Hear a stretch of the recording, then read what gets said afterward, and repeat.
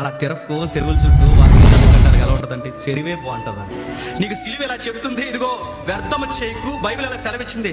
నన్ను ఎవడైనా వెంబడించాలంటే ప్రతిదినం సిలువెత్తుకుని నన్ను వెంబడించాలంటే నువ్వు సిలువెత్తుకుంటావా, చెరువుల చుట్టూ దిగుతావా చెప్పు. నీకు సిలువెత్తుకోవడం, తనను తాను ఉపేక్షించుకోవాలి, ప్రతిదినం సిలువెత్తుకోవాలి.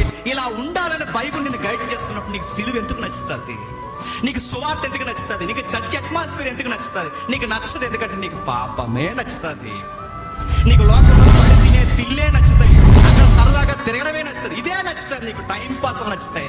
నీకు సిలువను కూర్చున్న వార్త గంటల గంటలు మాట్లాడుతుంటే ఈ వాక్యం నా మనసును తాగుతుంది. ఇంకా ఒక గంట చెప్తే బాగుండండి, మనసు ఎందుకు కోరుకుంటుంది?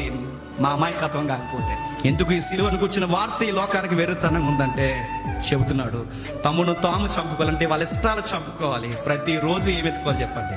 సిలువ ఎత్తుకోవాలి. సిలువ ఎత్తుకోవడం అంటే ప్రతిరోజు సిలువలో చచ్చిపో.